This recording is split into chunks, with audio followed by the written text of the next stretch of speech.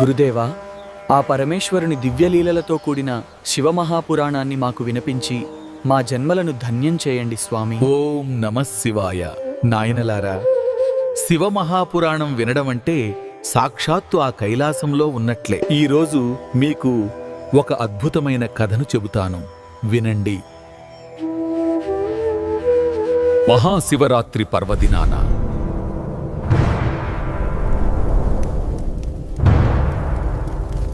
ఆ పరమశివుడి దయవల్ల ఒక క్రూరుడైన వేటగాడి జీవితం ఎలా మారిపోయిందో, వాడికి మోక్షం ఎలా దొరికిందో ఇప్పుడు చూద్దాం. ఆ రోజు మహాశివరాత్రి అన్న సంగతి ఆ కిరాతునికి తెలియదు.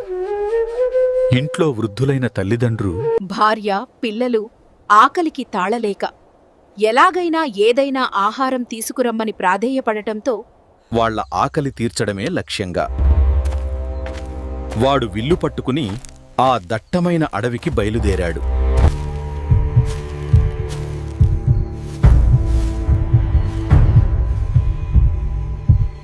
రోజంతా వెతికినా ఏమీ దొరకకపోవడంతో జంతువులు నీటి కోసం వస్తాయన్న ఆశతో వాడు ఒక జలాశయం దగ్గరకు చేరుకున్నాడు. భూమి మీద ఉంటే జంతువులు పారిపోతాయని భావించి వాడు ఆ జలాశయం ఒడ్డున ఉన్న ఒక పెద్ద మారేడు వృక్షాన్ని ఎక్కి మాటు వేశాడు. కానీ ఆ అజ్ఞానికి తెలియని విషయమేమిటంటే, ఆ మారేడు చెట్టు మొదట్లో ఒక పురాతనమైన శివలింగం దాగి ఉంది అని. కొంత సమయం గడిచింది. రాత్రి మొదటి జామున దప్పికతో ఒక ఆడు లేడి నీరు త్రాగడానికి ఆ జలాశయం దగ్గరకు వచ్చింది. కిరాతుడు ఆ జింకను చూసిన వెంటనే దానిని చంపడానికి విల్లు ఎక్కుపెట్టగా ఆ కదలికలకు మారేడు ఆకులు, నీటి బిందువులు కింద ఉన్న శివలింగంపై రాలిపడ్డాయి. ఆ కిరాతునికి తెలియకుండానే మహాశివరాత్రి రోజు మొదటి యామ పూజ జరిగిపోయింది. బాణాన్ని సరిగ్గా గురి చూడటం కోసం కిరాతుడు చెట్టుపై నుండి కిందకు దూకి ఆ లేడిపైకి విల్లు ఎక్కుపెట్టాడు. కిరాతుడిని చూసిన ఆ లేడి భయపడకుండా, ఓ కిరాతా, దయచేసి నీ బాణాన్ని వదలవద్దు అని మనుష్యవాక్కుతో పలికింది. జింక నోటి నుండి మనుష్య వాక్కులను విని కిరాతుడు ఆశ్చర్యంతో నిశ్చేష్టుడయ్యాడు.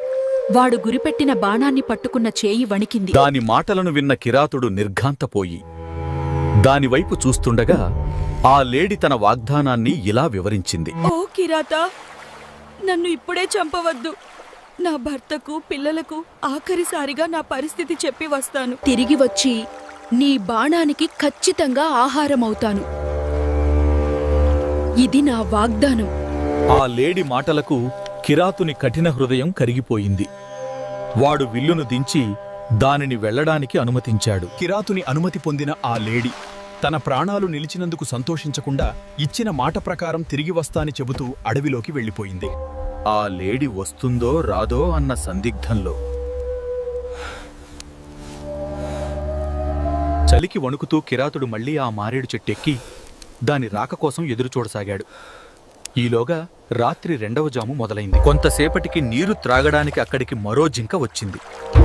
దానిని చూసి ఆకలితో ఉన్న కిరాతుడు మళ్లీ విల్లు ఎక్కుపెట్టగా చెట్టుపై నుండి ఆకులు జారి శివలింగం మీద పడ్డాయి. ఆ విధంగా రెండవ యామ పూజ పూర్తయింది.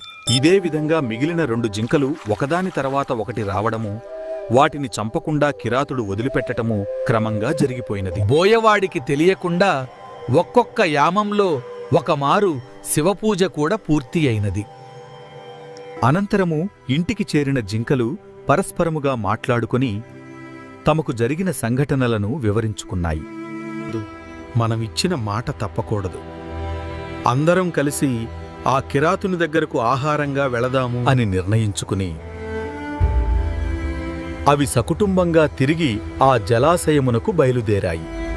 సూర్యోదయం కాగానే ఆ జింకలన్నీ బోయవాడి దగ్గరకు వచ్చి తమను ఆహారంగా స్వీకరించమని వేడుకున్నాయి. వాటి సత్యనిష్టను చూసి ఆ కిరాతుడి చేతిలో నుండి విల్లు జారిపోయింది.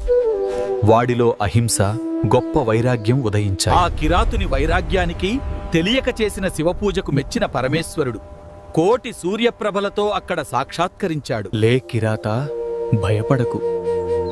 ఈ మహాశివరాత్రి పర్వదినాన నీకు తెలియకుండానే అలుగు జాములలో నాకు బిల్వార్చన చేసి నా అనుగ్రహానికి పాత్రుడవయ్యావు. ఆ పరమేశ్వరుని అభయవాక్కులు విన్న కిరాతుని గుండె కరగి నీరైంది. తన పూర్వ పాపాలను తలుచుకుంటూ పశ్చాత్తాపంతో విలపిస్తూ స్వామికి నమస్కరించాడు. తరువాత పరమేశ్వరుడు ఆ జింకల వైపు తిరిగి, మీ సత్యనిష్ట, త్యాగబుద్ధి అద్భుతమైనవి. మీ కారణంగానేని ఈ కిరాతుడికి జ్ఞానోదయం కలిగింది అని ప్రశంసించాడు. మీ త్యాగానికి మెచ్చాను. ఇకపై మీరు ఆకాశంలో నక్షత్రాలుగా శాశ్వతంగా ఉండిపోతారు.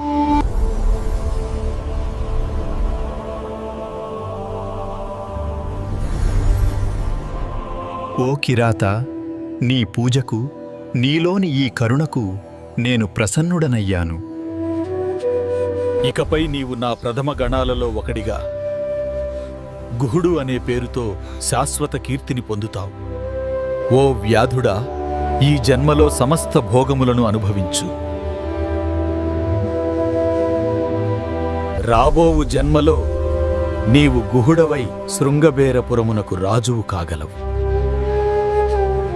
అప్పుడు ఆ శ్రీరామచంద్రుడే స్వయంగా నీ ఇంటికి వస్తాడు.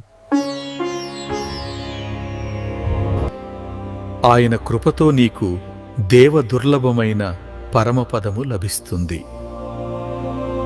ఈ విధంగా కిరాతునికి, ఆ మూగజీవాలకు ఉత్తమ గతులను ప్రసాదించి పరమేశ్వరుడు అక్కడే ఆ శివలింగంలో అంతర్ధానమయ్యాడు. చూశారు కదా శిష్యులారా, ఏమీ తెలియక కేవలం అజ్ఞానంతో పూజించిన ఆ కిరాతుడికే పరమేశ్వరుడు అంతటి మోక్షాన్ని ప్రసాదించాడు.